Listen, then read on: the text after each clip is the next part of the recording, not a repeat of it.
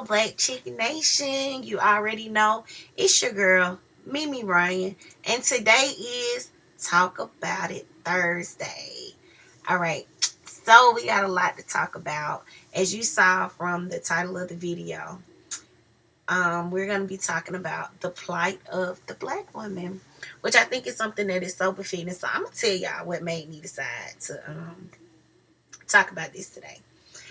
I don't know if everybody has watched it. At the point that I'm recording this video, I've only seen two parts because the third part hasn't come out yet. I was watching the docu-series Surviving R.Kelly, and like it amazed me what I saw in the docu-series, but of course I went, and of course I'm rocking my CEO Black Chick shirts. It's very great. Okay, I'm getting back to the video, but I'm saying it's a great fit. I really like this shirt. Like I really be for real out here rocking these. I love these shirts for real, for real. But back to the subject, back to what we were talking about. Um I looked at the docu-series, and then like I kind of went online, and I was on Facebook and Instagram, and I was just reading all the different comments about what people were feeling about what was being said or what happened to these women, and all this stuff. And people were talking about whether or not they believed what these people were saying were true, or if they believed whether or not these girls were being honest. A lot of people talked about what his wife said and all this stuff, and most of the people, like majority of the comments that I read, people were blaming the victims, or people were blaming the women. They were like, where were the parents? These little girls are fast. People were saying all kinds of things. And so my thing, like in looking at all of that, it just made me think about, and I actually posted this on my Instagram page, both of them. If you're not following me on Instagram, go follow CEO Black Chicks on Instagram and follow I Am Mimi Ryan. But I posted on both of my pages, and I said, Black women are the backbone of our race, right? Because we produce life, we give birth, we give knowledge, we raise our kids, and we basically nurture and support the Black man or our Black kings or whatever. And so I posed the question, what happens to our race if the Black woman is broken? And I think that's really something to think about. That's really a big question, because think about it. If the Black woman raises our kids, a Black woman raises our kids, just coming from a Black queen and seeing my grandmothers, my aunts, and everything like that. And I just wonder, like, what happens, if the Black woman is broken? What makes us think? And I'm not saying that Black women are broken. I'm not saying that. I'm saying if you go through situations like what happened with the women in the R.Kelly series, because what we're failing to realize is abuse, and they talked about this in the docuseries, the cycle of abuse, right? But I think what people fail to remember is, or what people may not even understand, or what people don't know is, the actual act of the abuse does not end with the act of the abuse. Whether you're sexually abused, mentally abused, physically abused, it doesn't just end with that particular act. You know what I'm saying? You go through years of things triggering your mind. You go through years of questioning. You go through time until you heal. Until it's a full process. And some people never really heal, but for some, it takes years. And in those years, you ponder, you wonder, while you're trying to heal, a lot of times you can find yourself broken. And so that's the only reason why I say if the black woman is broken. Because when you're hurting like that, and I can't speak for other people, I can only speak to for myself, right? Um, if you're hurting like that and you're in a very vulnerable space mentally, you can't really be there for yourself like you want um, to uplift yourself and encourage yourself and motivate yourself. What happens to the children? You know, what happens when we're giving what we don't even have to give? We're giving it to support our family. We're giving it to support the kings in our lives, our sons, our uncles, our brothers, our fathers, our partners, so what happens then? And we still have to go on day to day. We still have to do what we need to do for ourselves and our families. So I pose that question: what happens to the black race if the black woman is broken, if she's hurting, if she needs healing? And then what's crazy is it's so much victim shaming. You know what I'm saying? There is so much victim shaming. And in doing that, that can stick with the person. You know what I mean? That can stick with victims. And these women were young. I don't know what he has going on now. I mean, like, I know just last year they raided a sex cult at his house or something like that. But I don't really. It's the whole situation is just crazy to me because it happened right, like it's right in front of our faces. And I mean, like, of course, we all know, like, he married Aaliyah when she was 15, right? And I think that as a culture, we have to, or as a society, we have to stop sweeping this stuff under the rug. We have to stop turning the blind eye and just saying, "Oh, it's okay." I understand, and I'm speaking specifically right now to my black chicks. You know what I mean? I understand that we want to support our men. We want to support them. I'm in no way saying don't support, don't protect, don't continue to comfort. But what I am saying is we have to stop excusing certain things. We have to stop sweeping certain things under the rug, making it okay. Okay, whether it's sexual abuse, verbal abuse, or mental abuse, or physical abuse. You know what I mean? We have to stop sweeping that stuff under the rug and saying, "Oh, it's okay. That happened because of this, or that happened because of this." No, we need to address these things. We need to address them in our children when they are young. We need to correct it when we see our kids doing it as teenagers. We need to correct, even whether it's our husbands, boyfriends, friends, cousins, whatever. We need to correct it. We need to say something about it. Then we need to say, "No, that's not right. That's not okay." No. You know what I mean? I understand historically black men go through so much. You know what I mean? They suffer some crazy. They go through so much, just trying to survive here in America. And I get that and I understand that.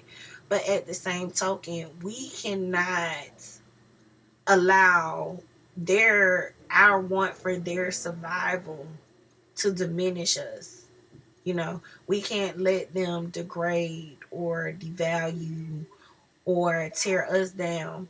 A lot of women in that documentary talked about how R.Kelly was just, he was such a control freak and he needed to be in control of everything. And he told them they weren't allowed to speak to other men.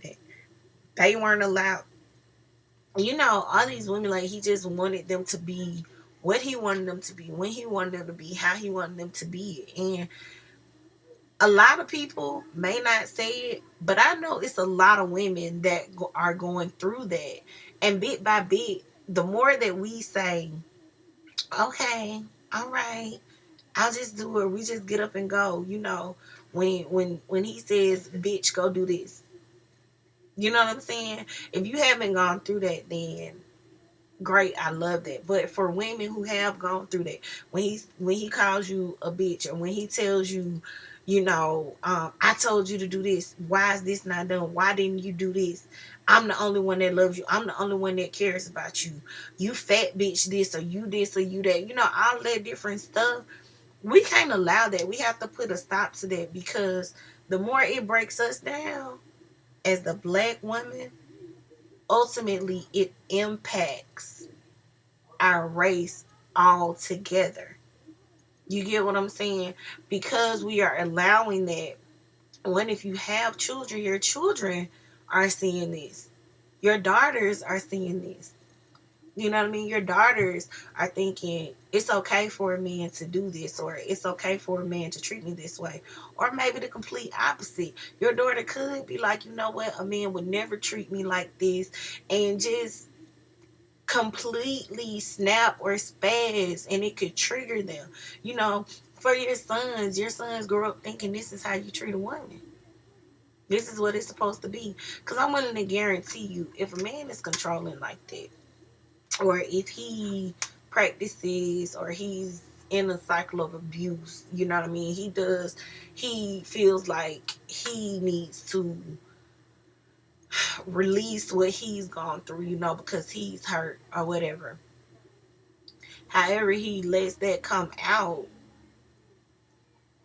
it's going to impact the entire family, it impacts the entire race, because it doesn't just stay in the house. Like, we sweep this stuff under the rug and be like, oh, we want it to stay in the house. You know what I'm saying? We're taught what happens here stays here. What happens at the house, the other people don't need to be in your business.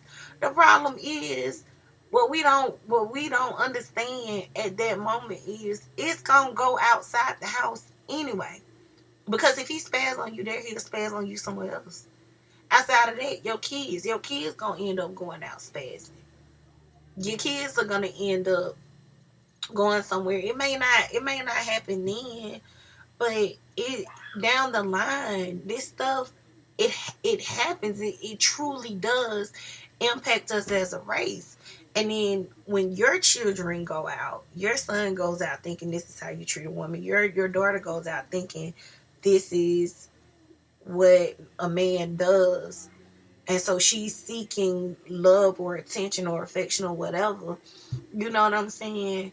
It impacts us as a race, because now your son is gonna go out, and it's gonna be 2, 3, 4, 5, 6 other people that he impact, and then they're gonna go and impact. So it truly does. It really is bigger than us. Think about the victims. For real. Like, people be like, oh, I believe they lying. They just trying to take his legs. Okay, well, let's just say they not lying. Let's say they all telling the truth. Okay. These are 14, 15, 16, 17-year-old girls who were very impressionable, who were easily manipulated. And they really thought that this man, one, was going to help them build a passion, a dream of theirs.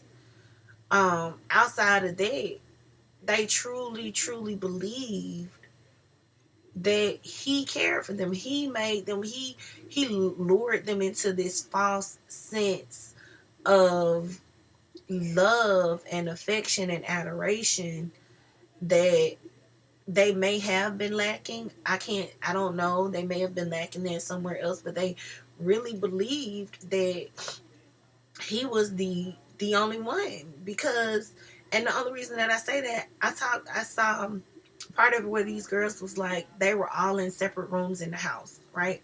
They couldn't leave out of their room unless they asked permission. So they would literally stay there and then ask permission to go to the bathroom, ask permission to eat, or whatever. But they stayed sometimes, and they would go. I don't know how freely they would go and leave. It's all. I don't understand, but imagine 5, 10 years down the road when they realize, before they realize the root of the pain they have, they're just out here acting irate, or they may be promiscuous, or They may be just flipping out. They may be snapping. It damages them for real on the inside. Truly, it truly damages you. Like, so I just think it's so important for us as Black women to understand how important we are to the Black race. You know what I mean? Our healing is so imperative, you know. And I want to say this: if you have gone through any type of abuse, be it physical, sexual, mental, allow yourself to heal. If you don't take anything else from this video, allow yourself to heal. It is so important because hurt people hurt people. A lot of people talked about how the fact that R.Kelly was molested when he was younger. And so I don't want to say people use that as an excuse, but that's basically what they did. It was like, well, he was hurt when he was younger. And that's what happens. We identify the hurt as Black women because we're nurturers. You know what I'm saying?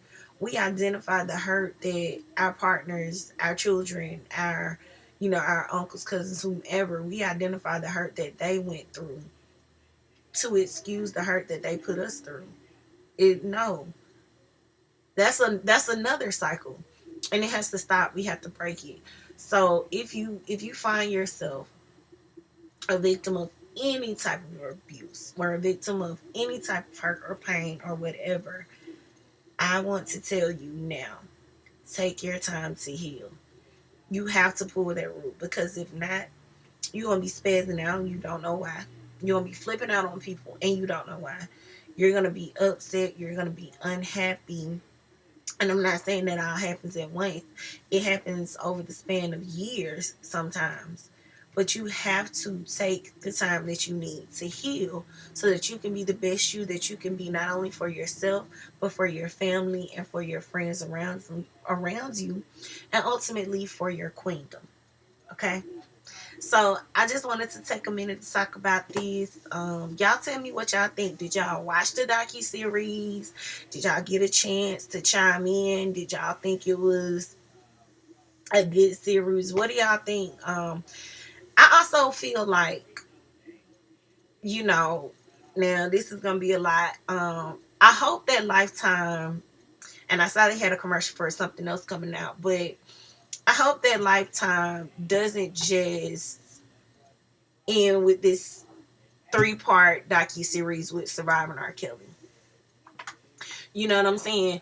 It's been because we are so quick sometimes to jump on. I just hope they don't just end with this. It's plenty of the people out here that have put women through tremendous amounts of, you know, abuse and pain, and they've misused their power and all that. So I really hope they take the chance to explore the full entertainment industry, and let people of all races share their stories and give them all a platform, no matter the color. That's what I'm really hoping comes from this. But like I said, let me know what y'all think. Open discussion. I want to talk to y'all in the comments. I really, really want to know what y'all feel about what I said. You know. Once again, it's always wonderful to talk to y'all. CEO Black Chick Nation. I love y'all so much. Mwah, mwah, mwah. Make sure that y'all like, comment, and subscribe.